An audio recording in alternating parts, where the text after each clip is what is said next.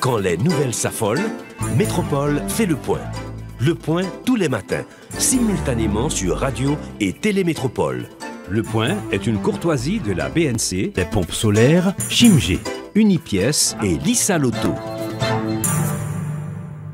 Madame, Monsieur, bonjour. Bienvenue à la rubrique Le Point de Radio et Télémétropole. Merci de votre fidélité et aussi de l'intérêt. C'est un passionné de l'astronomie, vulgarisateur scientifique, avec nous ce matin pour nous parler de cette éclipse solaire, quoiqu'elle soit partielle.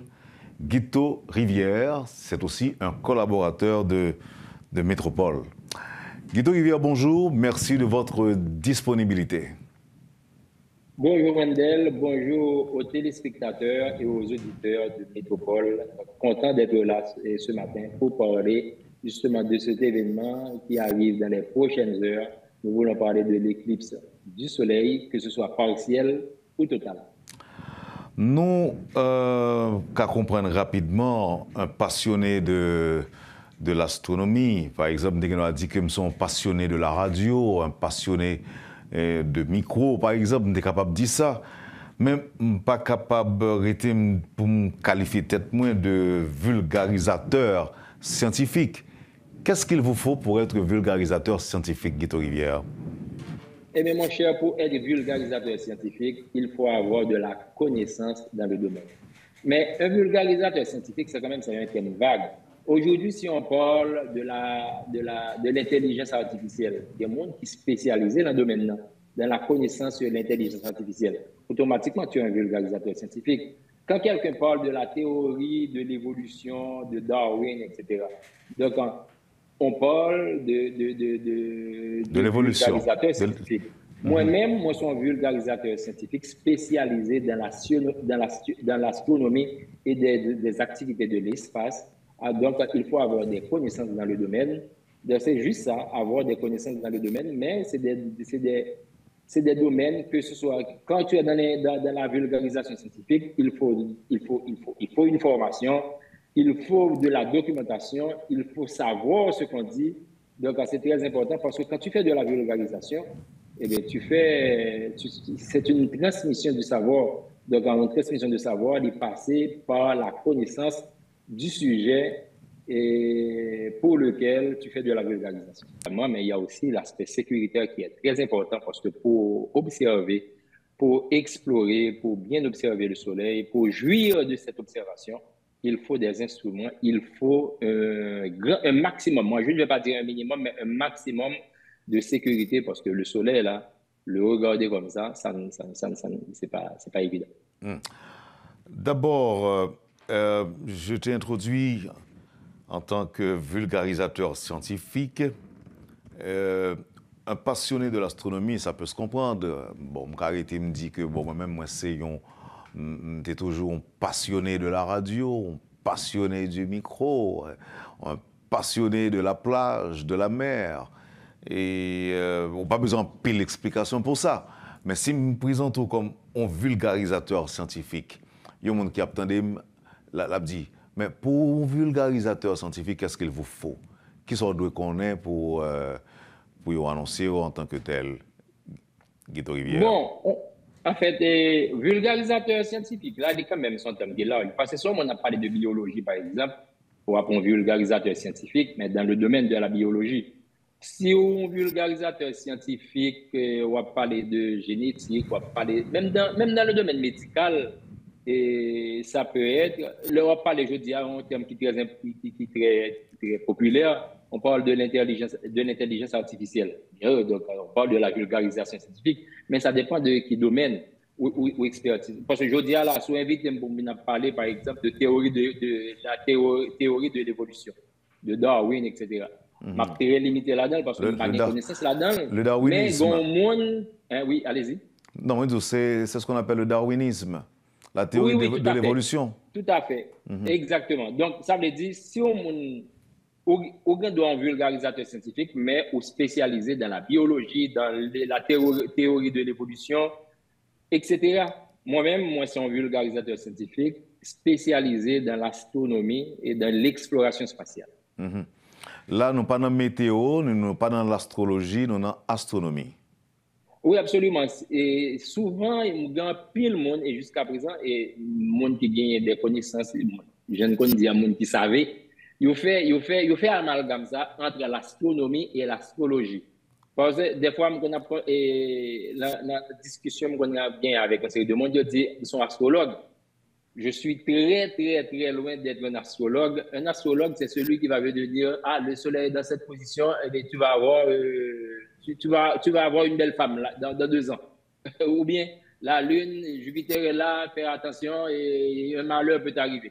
Donc, il n'y a rien de scientifique là-dedans. Ça, en fait, moi-même, je respecte toutes les activités auxquelles les gens s'adonnent. Mais un scientifique est très, très, très loin de l'astrologie, même si à l'origine de la science, mais à l'origine, parce que tu sais que tu dis que la science est issue de la magie, l'autre a pris philosophie dans le temps. Oui, eh bien, oui. Et dans le temps, très loin, à l'époque de Bruno Giordano, par exemple, ou même à l'époque de Galilée, il était qu'on fait, dit, amalgame ça, ou bien c'est des astrologues qui viennent convertir en scientifiques. Bref, et au départ, il n'y a pas très loin, mais de nos jours, avec la connaissance scientifique, il vient très, très, très éloigné. Ok, bon, peut-être ça est capable de faire l'objet d'une émission pour côté à part. Est-ce que c'est vrai que la magie a précédé la science? D'autant plus que il y a des exemples qu'on baou, ils disent pas la magie, on arrive à faire femme accoucher sans douleur. Donc les scientifiques travaillent inspirés de ça pour inventer par exemple l'anesthésie et autres. Ça est capable de faire l'objet de notre émission. Maintenant, on vient sur ça, qui préoccupe nous matin. Et Guito Rivière. D'abord, ça me d'abord avec vous. Une éclipse, ils présentent comme un événement. Et il y a des gens qui disent événement ça, avant de parler de ça qui va passer, jeudi, événement ça jeudi même, il était commencé à préparer depuis 45 ans. Ça veut dire? Bon, et ce qu'il faut comprendre, une éclipse solaire, c'est quelque chose qui peut être calculé et au cas calculer sur n'importe qui tombe, parce que c'est une question d'orbite. C'est l'orbite de la Terre autour du Soleil et avec la Lune qui est en orbite autour de la Terre. Donc, le déplacement de corps autour du Soleil et pas oublier quand même que ce qui est important aussi, c'est qui orbite. Est-ce que son orbite elliptique ou bien circulaire? Par exemple, dans le cas de la Lune par rapport à la Terre, c'est une orbite elliptique, très elliptique sur 28 jours, alors que l'orbite autour du Soleil, c'est assez circulaire. Je n'ai pas dit circulaire, mais assez circulaire, parce que y a une différence, grosso modo, de 3 millions de kilomètres et qui qu'on séparer la Terre du Soleil, ça y aurait les apogées et périgées. Donc, l'apogée, c'est les très loin, à savoir aux alentours de 152 millions de kilomètres, alors que les lignes périgées, ça veut dire un petit peu au plus près du Soleil, liées aux alentours de 148 millions de kilomètres. Donc, c'est ça qu'elle me dit plus ou moins circulaire. À l'échelle astronomique, 3 millions de kilomètres d'une orbite entre deux astres majeurs comme la Terre et le Soleil, c'est pas grand-chose. C'est la raison pour laquelle nous n'avons pas même senti ça même, au point que, au Nendel, ça c'est ce qui est étonnant, la Terre beaucoup plus près du Soleil, à savoir une différence de 3 millions de kilomètres environ, et le sol fait bifrette.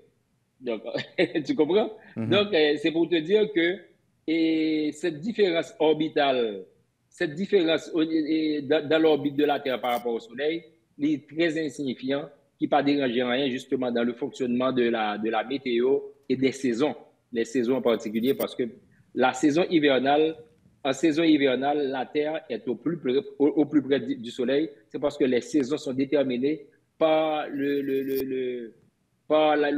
non pas par la position, mais justement par le plan de la Terre donc, par rapport au Soleil. Maintenant, il y a une éclipse, c'est qui ça lié? Pour qui ça, là, une éclipse, nous voyons même si le midi, les 1h, les 2h, on a l'impression c'est comme si nous avons pour 7h du soir, 8h du soir, jusqu'à ce que l'obscurité nette établi dans la zone côtière? Bon, et en fait, éclipse ça déjà, et nous avons habitué à utiliser le mot ça dans la vie courante. Par exemple, on dit, m'a éclipsé. Donc, on va le cacher. Ou bien, mon cher, regardez, éclipse devant nous. Oui, oui, exactement. Donc, ça veut dire que c'est tout simplement le soleil qui est barré. Bon, pas forcément le soleil, parce qu'il y a d'autres éclipses. Il y a l'éclipse lunaire, il y a l'éclipse solaire. Ça dépend de qui position. Par exemple, l'éclipse solaire, c'est le soleil qui est barré. L'éclipse lunaire, c'est la lune qui est barrée. Mais à ce moment-là, la lune est barrée par la Terre, parce que la lune reçoit aussi la lumière du soleil. Mais quand la Terre se positionne entre la Terre, entre la lune et le soleil, c'est une éclipse lunaire. Mais aujourd'hui, ce qu'on va vivre, c'est la lune qui va se positionner, qui va le positionner entre le soleil, qui est l'axe majeur du système solaire, et bien évidemment la Terre. Donc, l'également ça, et que le soleil est barré pour quelques minutes, parce que c'est quand même quelques minutes, c'est pas de beaucoup, parce que nous parlons de orbite, mais nous ne pas parler de vitesse. La Lune, elle va passer en vitesse de plus que 2000 degrés, 2300 degrés, 2300 km à l'heure. Donc, ça va se faire vite. Donc, c'est la raison pour laquelle on parle d'éclipse. L'éclipse solaire, c'est tout simplement la Lune qui va se positionner, en fait, quand ce sera total, mais en même temps, dans d'autres positions géographiques, comme c'est le cas d'Haïti aujourd'hui, il va passer, c'est comme Simdado, si ma téléspectateur Karoué, au lieu de passer exactement pour le couvrir le soleil et la net, il va passer un petit peu comme ça. À ce moment-là, nous-mêmes, nous allons gagner entre 20 et 30% de baisse de luminosité. Donc, c'est ça qu'il faut comprendre. Ce ne sera pas une éclipse totale, c'est une éclipse partielle, mais il y aura aussi une baisse de luminosité parce que tout simplement, le soleil sera barré à environ 30% dans le cas d'Haïti et 30, 40, 50, 60 ou 100% dans d'autres secteurs géographiques, notamment dans la région où je suis, en Amérique du Nord, plus précisément à Montréal. Donc, c'est comme si je dit, soleil, la lune pour le baril. Vulgairement, c'est ça. Ou bien, quelle autre façon de dire ça là pour nous comprendre? Donc, entre ces trois, la lune, après le mi-temps, et le soleil et la terre.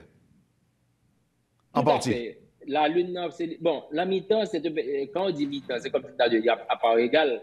Parce que différence n'a pas oublié quand même que la Terre est à 150 millions en moyenne. Tout à l'heure, on a un chiffre plus ou moins exact, entre 149 et 152. Mais la Lune, c'est quand même à environ 400 000 km de la Terre. Donc, c'est tout près là. C'est notre voisin.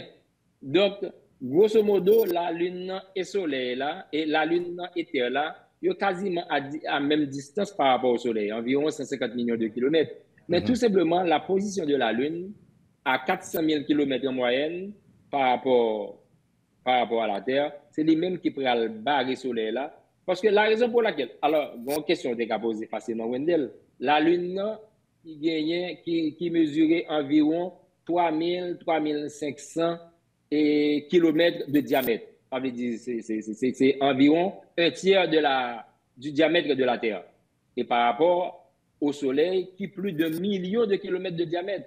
Donc, vous avez dit, comment la Lune fait barrer le soleil là? Eh bien, la Lune et la barre le soleil là, pour l'éclipse totale, bien évidemment, il prend le barre le soleil là parce que tout simplement, et la Lune, dans l'observation de la Lune et du soleil à partir de la Terre, il a gagné exactement même circonférence, quasiment même diamètre, si tu veux. Mais c'est par rapport à l'observation que tu fais. Ce n'est pas parce que dans la réalité, il y a même diamètre, non. Quand tu es sur Terre, tu regardes la Lune et tu regardes le Soleil. Si tu es capable de regarder le Soleil avec des équipements bien déterminés, par exemple comme ça, par exemple, ou après, en moyenne, il y a gagné quasiment même circonférence. Et pourtant, la Lune sont à de 3200, 3300 km de diamètre, alors que le Soleil, c'est 1 million de kilomètres. Le Soleil est énorme. Donc, c'est tout simplement tout ça qui fait qui permet que l'une a couvert l'autre comme ça, la lune a couvert le soleil là comme ça, justement, c'est la distance d'observation.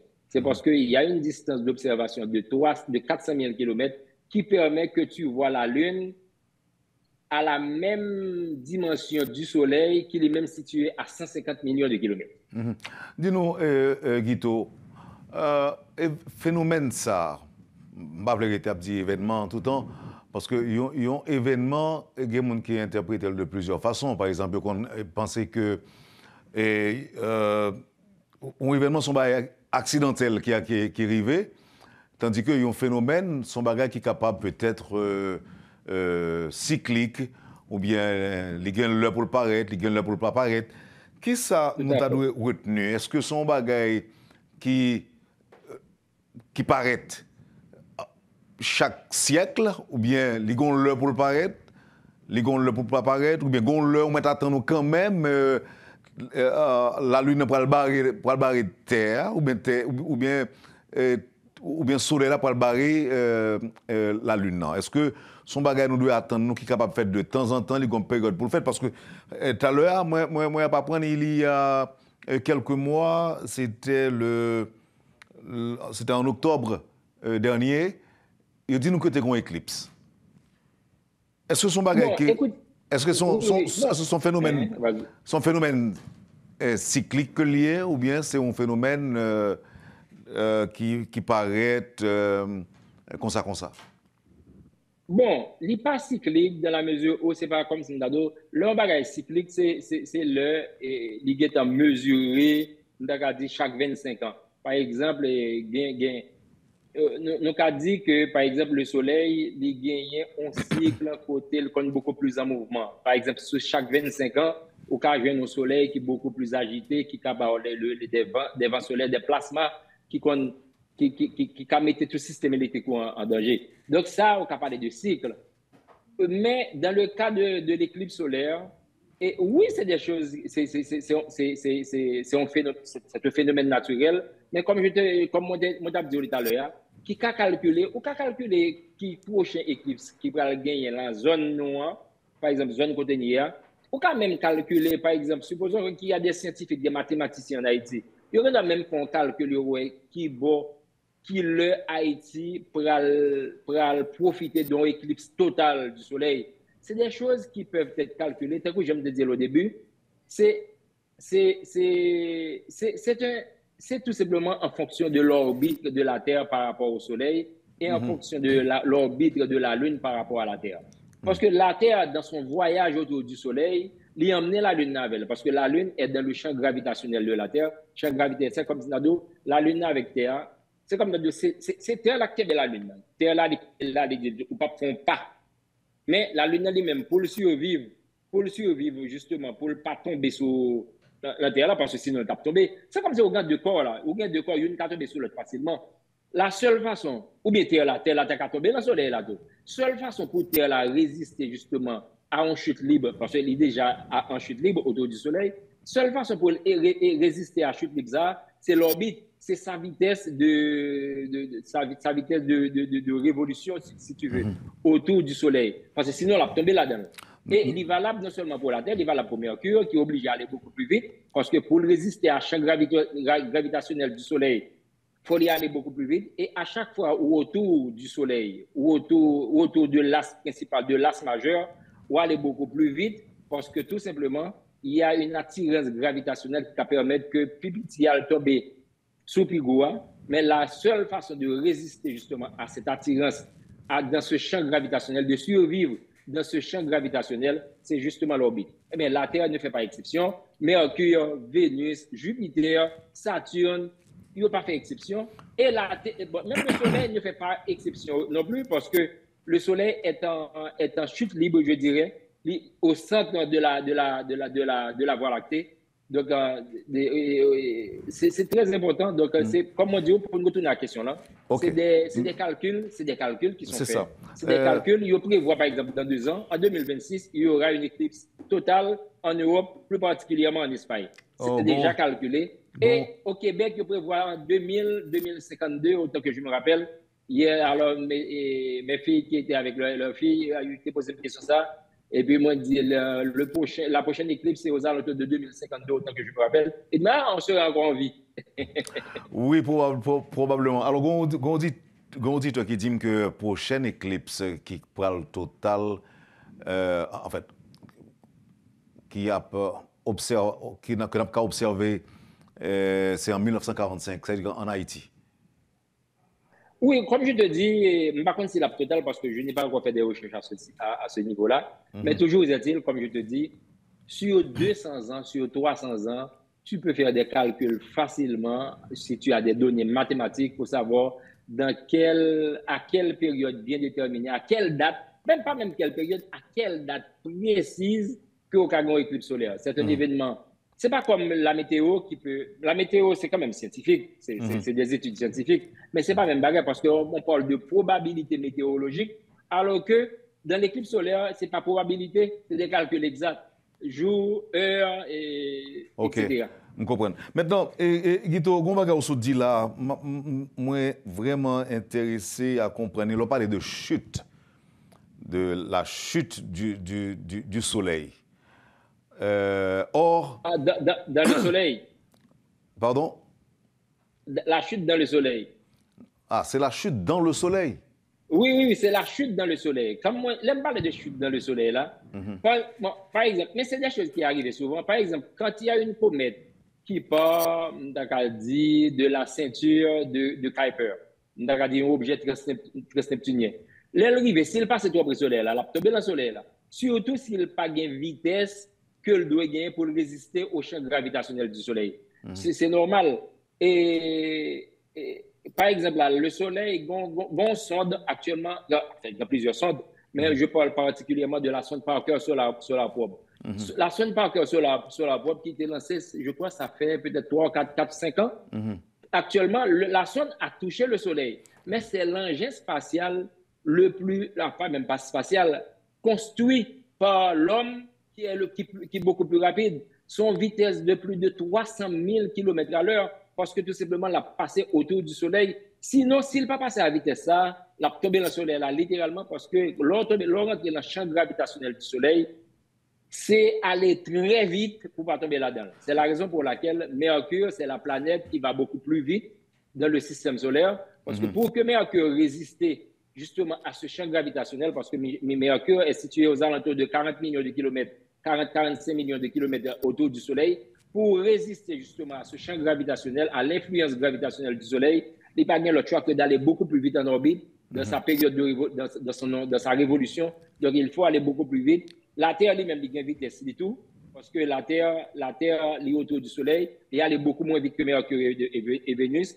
parce que tout simplement, ils ont une position qui permet avec cette vitesse, il arrêter en orbite.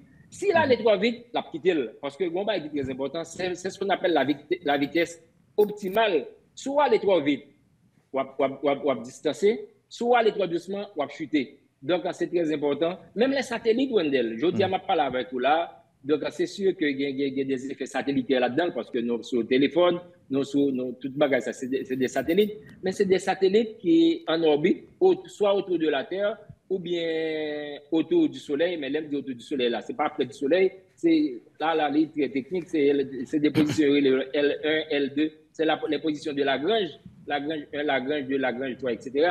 Donc, toute position, ça, là, en orbite, est obligé d'aller beaucoup plus vite. Les satellites qui sont autour de la Terre, ils ont une vitesse, sinon ils ont tombé sous Terre. La Station spatiale internationale qui est en orbite autour de la Terre, développons pour ce point ça. Guito, c'est justement par rapport à question de chute. Là. Mais avant de faire ça, qui me rectifie, parce que tout à l'heure, je me dit 1945, une auditrice qui est bien loin, qui dit attention, il faut rectifier. C'est 2045, on a dit. Donc, je remercie l'auditrice qui vite écrit pour dire que ce n'est pas 1945, c'est 2045. Alors, voilà ce que j'allais vous dire. En général, pour la Terre, il parlait de pesanteur. Et laisse ça dans l'atmosphère. Donc, tout corps a un poids, c'est une peu sous question un pesanteur là. Mais, alors, j'ai lu quelque part, j'ai appris quelque part que la stratosphère, c'est après 80 km serait après 80 km de distance par rapport à la Terre. Là, je parle de façon verticale. Oui, tout Maintenant, à fait. pour le soleil, de quoi peut-on parler? Est-ce qu'on parlera de pesanteur ou bien d'apesanteur pour le soleil? Bon, Alors qu'on pesanteur ou bien apesanteur, c'est par tout à rapport à... l'heure, excusez-moi Guito, on saute parler tout à Vas-y. l'heure de la vitesse qui détermine aussi le poids de certains objets qui pour passer dans le champ de gravitation du soleil. Bon, vitesse, ça n'a pas déterminé poids, non? Parce que, alors là, en fait, Wendell, si nous avons commencé à parler sur bagage, ça, nous pas fini. Pas oublier quand même que le poids, poids et, comment on a dit ça? Et Wendell, même sur Terre, ou qu'on n'a pas gagné même poids de côté? Oui. Même sur Terre. Non, ça me Oui, même sur Terre. Par exemple, si au nord du globe terrestre, ou pas le même poids que si ou à l'équateur. Naturellement, la différence est insignifiante, très insignifiante, mais on pas le même poids. Par contre, on était avec même masse là. Wendell, nombre de masse musculaire qu'on gagne, nombre de tissus adipeux, vous comprenez ça, on toujours gagner. Ça, c'est la masse. Mais par contre, le poids peut varier. Le poids varie. Parce que poids est déterminé justement par ta position. Par exemple, si vous sous Mercure, par exemple, ou bien sur la Lune, comme nous avons besoin de l'eau, on parle de la Lune parce que la Lune, c'est une actualité, je dis, par rapport au Soleil et la Terre. Là, vous parlez même poids sur la Lune par rapport avec sur la Terre. Déjà, on a parlé tout à l'heure de apesanteur, déjà, parce que conventionnellement, c'est 100 km, c'est ce que la communauté scientifique a décidé qu'à partir de 100 km, tu es dans l'espace. Eh bien, quand tu es dans l'espace, tu n'as pas le même poids que l'eau sous terre. Alors, ça me dit besoin qu'on est, est-ce que poids, il définit à partir de la Terre, de la pesanteur, ou bien est-ce que le Soleil a un poids pas lui-même? Bon. Alors, bon, dis-nous l'autre genre. Est-ce que le Soleil a sa propre force d'attraction? Oh! Si le Soleil a sa propre... Wendell, Soleil là, dans le système solaire, c'est le chef. Le Soleil, c'est le boss. D'ailleurs, le Soleil, le diamètre du Soleil, sur le diamètre du Soleil, ou qu'à mettre 100 et 110 globes terrestres sur le diamètre du Soleil.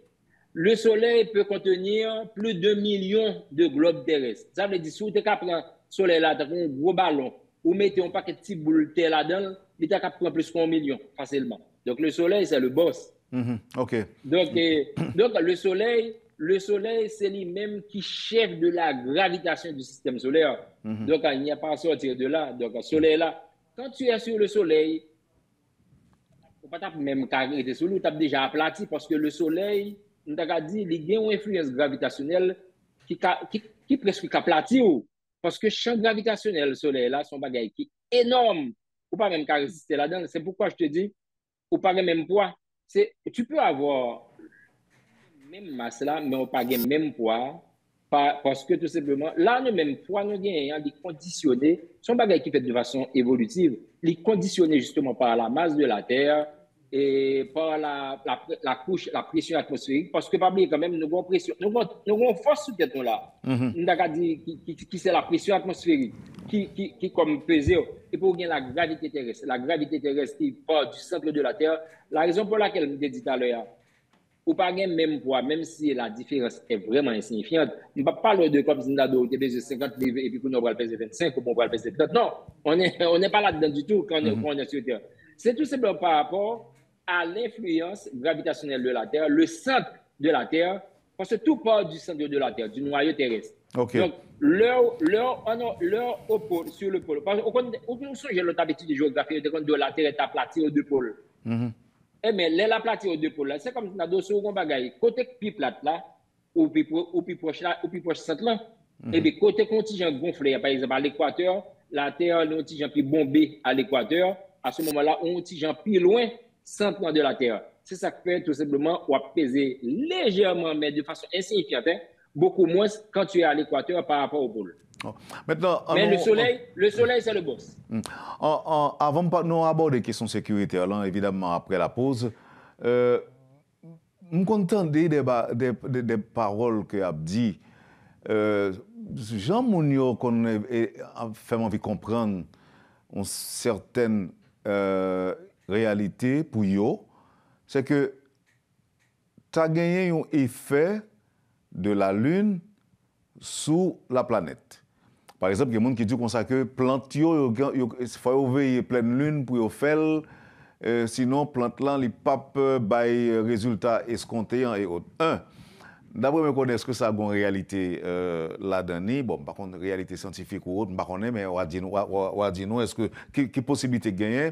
2, est-ce que l'éclipse capable de gagner un impact quand même sur la Terre? Par exemple, est-ce que l'éclipse qui a provoqué la pluie? Est-ce qu'un éclipse qui a provoqué inondation?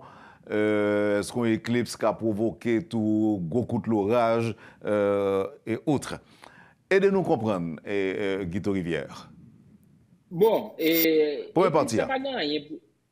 L'éclipse n'a rien à voir avec la météo. Premièrement, au niveau et sur la Terre. Bon, dans la culture, bon, ça on le sait très bien, c'est tout simplement et phénomène photosynthèse, la pluie et la lune, l'éclairage, tout simplement, parce qu'on a besoin de la luminosité de la lune, les plantes, parce que on est adapté, Wendell. Et pas oublier quand même que la Terre a une histoire de 4 milliards d'années, nous-mêmes, nous avons à peine 8 millions d'années depuis que nous sommes nés. Ça veut dire à l'échelle humaine, à l'échelle de l'astronomie et à l'échelle du cosmos, à l'échelle cosmique, c'est vraiment rien.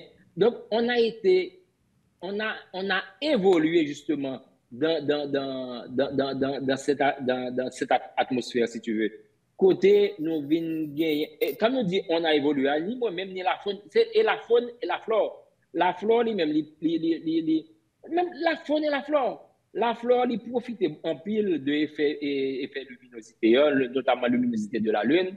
Nous connaissons que le Soleil, c'est la source d'énergie. C'est la source d'énergie pour toute activité humaine, si tu veux, et la source naturelle, si tu veux, la source naturelle d'énergie. Mais ce qui est très important pour la flore, c'est lui-même qui permet que plante, parce que c'est de l'énergie quand même, c'est de l'énergie naturelle. Et la Lune elle-même, elle reçoit la lumière du Soleil qui balle à travers son albédo, qui reflète les grands pleines lunes, etc. Ça, c'est d'autres débats, Wendell, qui est très important dans les phénomènes astronomiques.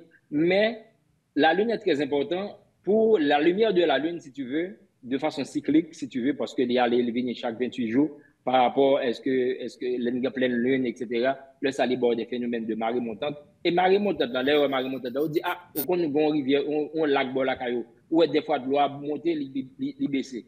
Mais c'est tout simplement par rapport, c'est justement la position de la Lune par rapport à la Terre. Et qui soleil là, quand on joue là dans tout, l'étoile alignée, il vient faire un champ gravitationnel qui vient faire que lui attirer, il fait le gonfler. C'est exactement ça. Par exemple, là, on gagne des marées montantes, marées descendantes. C'est justement, c'est une conséquence justement de la gravité de la Lune par rapport à la Terre. Et lui-même, la Lune est alignée entre la Terre et le Soleil. Champ de gravité a augmenté, donc bon, marée montante beaucoup plus haute. Bref, c'est tout ça. Et puis, deuxième volet, question, c'était quoi déjà, autant que je me rappelle, où tu as parlé de est-ce que y a de l'appui? Donc, c'est bon fait. Non, techniquement, non. Techniquement, non. Et puis, pas oublier quand même que son bagage qui va passer vite. Évidemment, pour gagner des bouleversements pour les endroits. Par exemple, un oiseau qui est habitué à vivre 3 heures de l'après-midi, il regarde le dans fait noir, il va l'obliger à chercher une niche. Il ne va pas comprendre ça qui va passer. Parce que 11 oiseaux, comme étant un oiseau qui vit peut-être pour les plus résistants, c'est peut-être 5, 6, 7, 8 ans, grand max. Mais les petits oiseaux qui ont tout gueule, est-ce que les cas gagnent plus que 5, 6 ans de vie? Pas sûr, un pigeon. Et puis, curieusement, ça veut dire que c'est des oiseaux qui ne sont pas habitués avec Eclipse. Et puis, comme par hasard, aujourd'hui, là, ils vont regarder, ils vont aller à 3 heures, ils vont commencer à vivre, profiter de la journée, et puis ils vont rentrer dans le fait noir.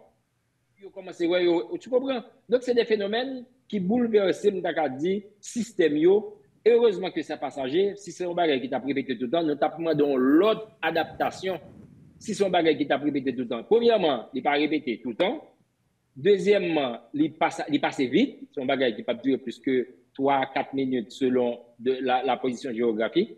Donc, il n'est pas bouleversé trop et habitude de vie de la faune, mais le dérangeant, le dérangeant, bête là pas jamais habitué à vivre comme ça, et bien il voit que au même moment, il voit le très bel fait là. Maintenant, Guido, vous connaissez pour finir, alors, éclipse jeudi, à partir de quelle heure n'a pas capable de commencer à observer et quelle heure clarté à retourner?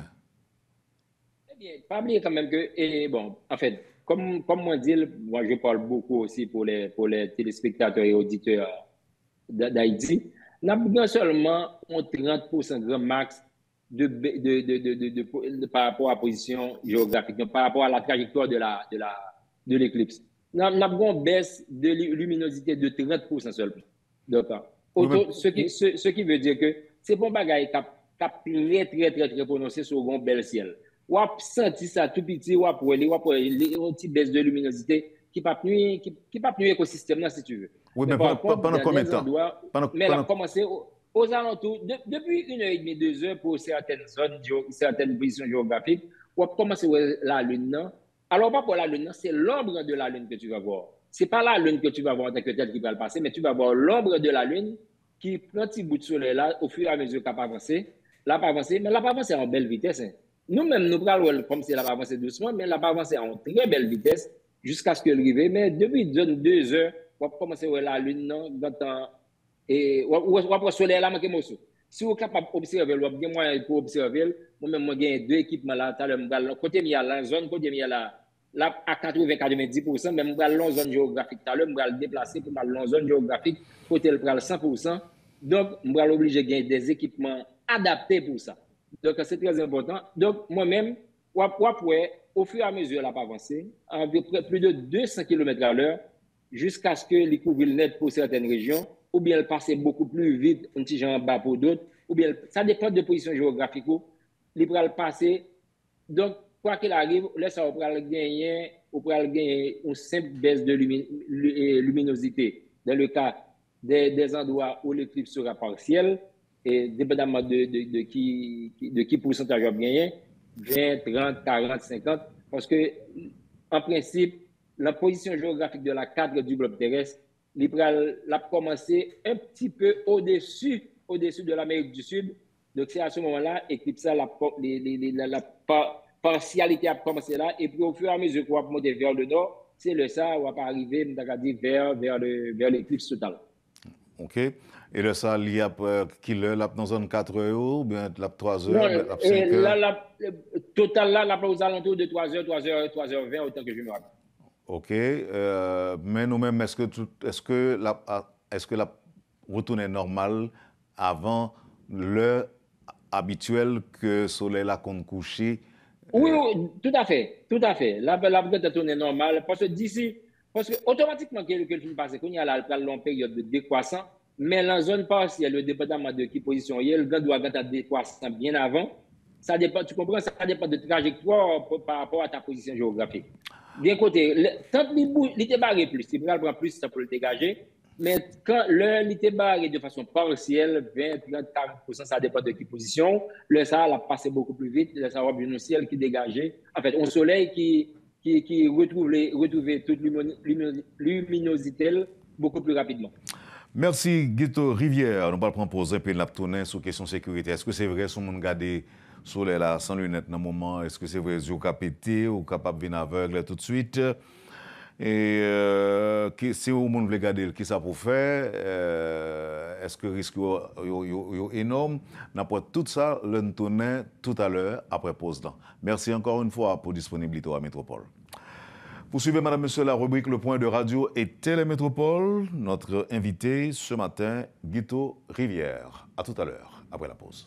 Le Point est une courtoisie de la BNC, des pompes solaires Chimgé, Unipièce et Lissa Loto. Bienvenue à la deuxième partie de la rubrique Le Point de ce matin avec nous, Guito Rivière. Je me dis déjà, Guito, chaque fois qu'il y a un phénomène, ça me songe, fin des années 90, tu as gagné une éclipse en Haïti, quoique partiel, mais il y a pile de monde qui était entré en bas à le coucher parce que depuis au sorti dehors, il a mouru. Et je me songeais que c'est le docteur Daniel Mathurin qui a fait une intervention sur Métropole pour dire qu'il n'y a pas occupé de qui dit ça. Il est capable de sortir à vaquer activité normalement, seulement il n'est pas doué garder le soleil là. Et puis, c'est comme si je dit, c'est une information en plus que nous venons de gagner. Je dis encore, et question de lunettes spéciales reparaître. Est-ce que c'est vrai que il y a de gros risques pour les gens circuler, sortir dans la rue, dans le moment où il y a une éclipse totale ou partielle? Bon, en tout cas, Wendell, ophtalmologue avec oculiste, yo mieux placé passer parce que yo connaît qui déjà on rétine qu'a gagné si ou al fixer ou bien ou al regarder le soleil. Mais d'une manière générale, je pose la question à une personne. Qui regarde le soleil? Wendell, est-ce qu'on a l'habitude de regarder le soleil là? Faut pas regarder le soleil là parce que premièrement, on pas regarder, c'est troublant. Même quand tu es dans ton véhicule, dans ta voiture, obligé de descendre par le soleil là, si jamais le soleil là il y a l'horizon. Donc, généralement, personne ne regarde le soleil. Ou pas regarder parce que c'est désagréable. Et même aujourd'hui, avec un éclipse partiel ou total, ça demeure désagréable. Donc, c'est tout simplement, ou pas regarder parce que c'est dangereux pour eux. C'est très important. Ça, ne pas suspendre. Alors, nous parlons des mondes. Au contraire, justement, événement, ça, c'est événement qui met des mondes leur bien équipé. En fait, ou bon pas regarder, parce qu'on n'a pas de moyens pour regarder, ou pas de équipement pour regarder. Mais, en fait, à regarder, au contraire, un événement comme ça, on connaît des touristes qui marchent aujourd'hui là, il y a un pile de monde qui débarque, en fait, comme on dit, il y a des calculs mathématiques qui fait que, on doit prévoir dans 10 ans. Si je dis, par exemple, là, dans 2 ans, là, après, il y a une éclipse totale en Espagne, et puis, je décide de me dire, pendant l'éclipse, ça m'a peut-être préparé pour m'aller. Je vais faire un touriste pour me regarder, m'aller exactement dans la position côté la totale là. Tu comprends? Mais il y a des déplacements touristiques qui captent tout ça. Donc, à faire mon aller sorti et à le cacher, etc. C'était une mauvaise interprétation, justement, et des informations qui ont été véhiculées à l'époque par rapport à l'événement. Mais, écoutez, une activité comme ça, c'est une activité qui mettait mon dehors. Moi-même, c'est là que mon bral qui était sonner exactement côté ma punité totale là, dans les prochaines minutes. Donc, aujourd'hui, de nos jours, avec la vulgarisation scientifique, et heureusement qu'il y a de la vulgarisation scientifique, donc il n'y a plus ça. Donc, on peut observer une éclipse de façon sécuritaire et on prend plaisir là-dedans parce qu'à l'échelle d'une vie, c'est un événement quand même rare. Oui, il y a prévoir l'autre éclipse qui a gagné, mais c'est par la position géographique où on est obligé de déplacer et qui ne doit pas disposer de temps pour faire déplacer ça. Donc, à l'échelle d'une ville, on a un secteur et puis une éclipse totale vient nous, mon cher, c'est du pain béni, en quelque sorte. Oui, mais il faut des moyens pour garder le tout, pour profiter de lui. Bon, de nos jours, comme tu as dit tout à l'heure, malheureusement, bon, nous allons parler de Haïti tout à l'heure, nous connaissons aujourd'hui. La situation haïtienne fait que, on sait des bagages nous privés de eux, par exemple, avion qui pas voler, combien faut-il de temps pour décoder? Les services postaux quasiment n'existent plus en Haïti. Bon, c'est le débat.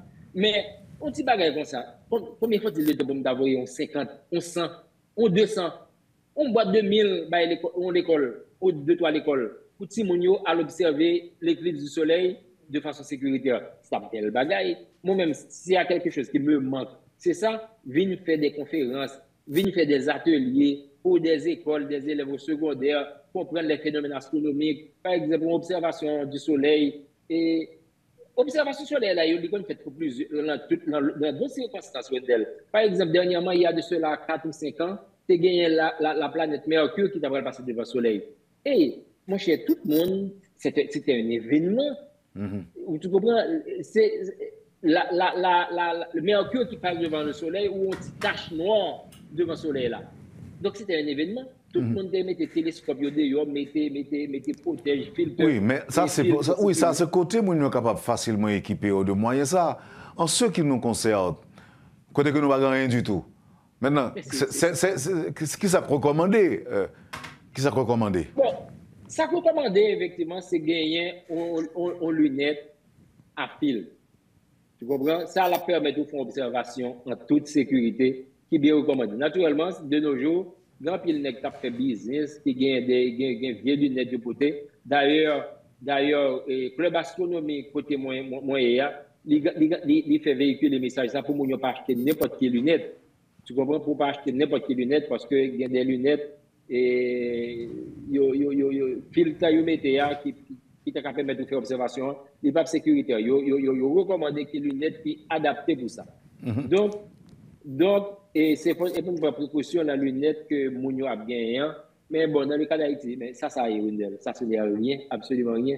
C'est tout simplement la précarité justement de notre vie en Haïti qui fait que c'est des petits bagages qui paraissent banals, mais vraiment banals, que ne pas gagner. Je dis à la main, écoute, c'est un plaisir, comme ça a coûté presque rien, et puis c'est bail pour la plupart.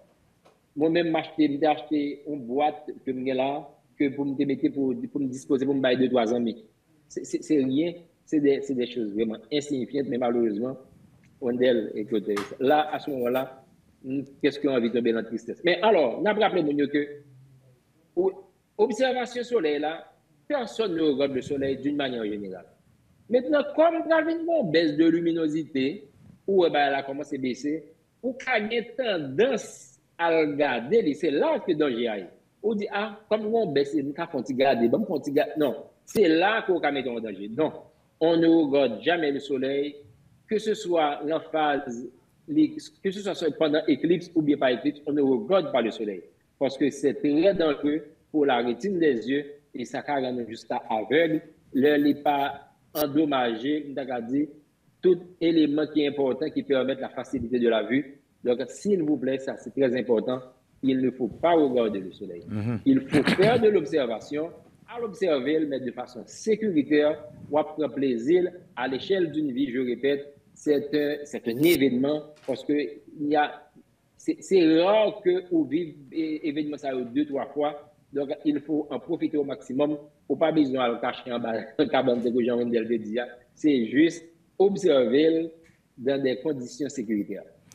Auditrice qui dit que le qui perd du yeux l'heure dans le congrès charismatique, côté que le soleil qui a sorti de orbite et rentré à nouveau dans sa place, c'était à la même époque. Donc, il était gagné une tache jaune dans les yeux qui a duré à peu près 10 ans. Là, oui. Si je bien comprendre, c'est ça que la danse du soleil, là. Est-ce que c'est réel, ça? Est-ce que c'est possible? Bon, danse du soleil, en réalité, le soleil ne fait, par rapport à la Terre, le soleil n'a pas un gros mouvement. Tout le mouvement qui a fait, c'est la Terre qui a fait. C'est la Terre qui a tourné, qui a vigné, qui a pleuvé. Le soleil se lève, le soleil se couche. Mais généralement, c'est nous qui avons couché. Parce que le soleil est resté là. Okay. Le soleil, justement, il y a un mouvement de rotation, effectivement, que le fait sur lui-même. Et puis, il y a un mouvement de révolution par rapport au centre de la Voie lactée. Ça, lui-même, qui est allé sur plus de 25 millions d'années pour faire le tour de la Voie lactée. Donc, ça, c'est l'autre débat. À ce moment-là, le soleil, c'est pas le soleil là seulement, non. C'est le soleil, c'est le système solaire. Parce que le soleil, là, tout voyage l'a fait au centre et autour du centre de la Voie lactée. Il traîne nous d'elle, il traîne la Terre, il traîne Jupiter, il traîne Mars, il traîne Saturne, il traîne ceinture d'astéroïdes, il traîne tout avec lui. Parce que, comme je le disais tantôt, le soleil, c'est le grand patron du système solaire. Il traîne tout le monde d'elle de la même manière que la Terre traîne la Lune. Parce qu'on est tous dans le champ gravitationnel du soleil. Et tout ça, par exemple, tout objet qui est autour de la Terre, a commencé par la Lune, malgré où elle est loin à 400 000 km environ de la Terre là, et les satellites, la Station spatiale internationale, etc., ils sont tous dans le champ gravitationnel de la Terre. C'est 400 000 km ou 400 millions? Non, la Lune c'est 400 000 km, c'est tout près. Okay. C'est en moyenne. Naturellement, comme on dit tout à l'heure, il y a une orbite elliptique, ça veut dire une forme ovale. Le forme ovale, là, des fois, elle est plus près. Des fois, la Lune est jusqu'à 300, 340, 350, 355 000 km de la Terre. Ça veut dire très près, là. Des fois, on a la lune qui paraît très gros dans le ciel là.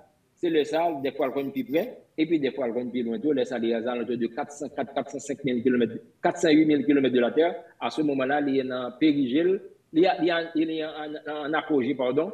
Le sable est beaucoup plus loin, mais grosso modo, c'est une orbite et elliptique qui gagne, donc qui a une forme ovale par rapport à la Terre. Merci Guito Rivière pour ces précisions, ces explications. Maintenant, un petit coup d'œil sur Haïti, ça va passer par Boris là, ou quelques années depuis qu'on va rentrer, si je quoi information que je gagne. Mais comment vivre la situation au pays d'Haïti aujourd'hui?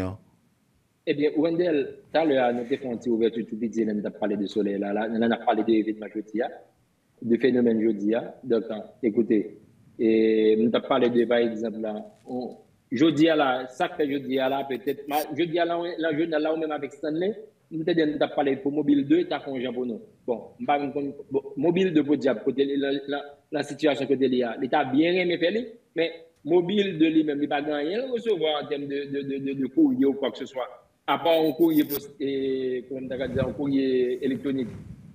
Donc, c'est difficile, pas de vol, pas de rien. Donc, Haïti a coupé du reste du monde. Eh bien, donc, moi-même personnellement, qui vivre la situation ça, eh bien, je suis dans la même situation que beaucoup de nos compatriotes qui sont à l'étranger, qui t'a bien aimé venir, qui pas qu'à venir. Je dis à mon cher, je suis bien content pour ces des conférences que nous avons. Écoute, on équipe solaire. Je dis à heureusement, il y a une possibilité, c'est on t'a dit dans 2 ans, si Dieu me prête la vie, que je vais profiter d'un équipe solaire en Espagne. C'est pas un big deal. Mais je dis à je bien aimé, pendant la journée, ça là, je dis à bonjour l'école, ou faire 2-3 ateliers, ou faire séminaire dans l'école, ou distribuer des petites lunettes, des choses comme ça pour ou expliquer au phénomène. Pour dire que c'est un phénomène scientifique que lié, c'est une question d'orbite, ou parler de maintenant. Parce que des fois, grand monde je dis là, il y a des gens qui écrivent en privé, qui parlent de comment on dit ça, de l'effet de la religion dans sa privé. Aucun. Zéro barré. Aucun. Eh bien, mon cher, comme je te dis, même si nous faisons un petit peu de coq à l'âne, eh bien, la réalité pour les gens de la diaspora, moi particulièrement, qui venir faire football sur Métropole, d'ailleurs, comme je dis, quand je parle sur Métropole, je suis chez moi. Donc, à Métropole, c'est quasiment ma deuxième maison. Ça a été longtemps ma deuxième maison. Donc, écoute, Haïti me manque, quoi. Haïti manque à nous tous qui dehors, qui ont envie de rentrer, pour diverses raisons. Bien, c'est pour plage, bien, c'est pour venir manger, venir manger un tom-tom, venir manger un bon lalo, aller la caille, aller boire de coco, etc. Et bien, c'est pour notre bagage. Moi-même, sincèrement, je venir pour me parler de football, parce que Haïti est un pays de football, dans le sens que nous parlons de football souvent. Je dis à la même temps qu'à venir pour l'autre activité, venir pour activité de vulgarisation scientifique. C'est quelque chose qui me manque. J'ai des amis en Haïti qui sont intéressés par des activités comme ça. Ils me disent, Guito, il est temps que vous venez en Haïti, vous avez fait 2-3 conférences, vous avez fait ateliers. Et bien, mon cher, la situation dans laquelle nous vivons aujourd'hui, et ça nous attriste tous d'ailleurs, et puis ça freine justement l'évolution, ça freine le développement. Merci infiniment, Guito. Je suis content d'entendre. Nous apprenons en pile de vous matin. Nous parlons pour nous resserrer les liens, pour nous parler plus souvent. Absolument, ce sera un grand plaisir, Wendell, mon cher. Écoute, comme je dis tantôt, et vous étiez comme une deuxième famille pour moi, Wendell, Gilbert, que je salue évidemment, Richard, et avec toute cette équipe-là, Stanley, avec qui je faisais des émissions, des longues rubriques, l'émission l'après-midi. Alors, ça m'a un peu souvenir de Stanley matin, à travers justement des nouvelles sur les stars, etc. Écoute, donc, il a augmenté nostalgie aujourd'hui, mais on va maintenir le contact Wendell.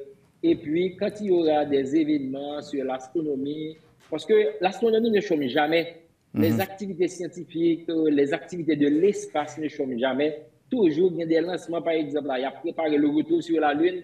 C'est des événements que nous avons que vraiment que Métropole. Parce que j'ai Erdou Maya, Mobile 1. Si on est qui était tellement intéressé, c'est avec lui, nous avons fait une petite discussion, on a parlé de là. Si on est qui était très intéressé à Bagay Sayo, sur notamment les phénomènes de l'espace. Et nous même qu'on a parlé de les théories de conspirationnistes par rapport au fait que l'homme n'était pas allé sur la Lune. Nous avons même pas émission documentaire pour le suivre sur YouTube à l'époque, que le suivre. Vraiment, mes hommages justement à la famille Widmaya, à Herbie en particulier, qui parle aujourd'hui. Mais on est qui t'est intéressé beaucoup à l'activité scientifique, côté nous qu'on discutait de temps en temps à chaque fois que nous qu'on croisé. Donc vraiment, c'est ça Haïti. Donc Haïti nous manque tous et vraiment nous avons des contacts avec Wendell pour au moins nous présents, que Métropole soit présent, notamment lors des événements, surtout des événements astronomiques ou bien le gain d'activité spatiale. Merci Guito Rivière. Vous avez suivi, madame, monsieur, la rubrique Le Point de Radio et Télémétropole. Passionné de l'astronomie, vulgarisateur scientifique, Guito Rivière, c'était l'invité de ce matin. Merci, madame, monsieur, de nous avoir suivis. Passez une bonne journée avec Métropole et à demain. Quand les nouvelles s'affolent, Métropole fait le point. Le point tous les matins, simultanément sur Radio et Télémétropole. Le Point est une courtoisie de la BNC, des pompes solaires Chimgé, Unipièce et Lissa Loto.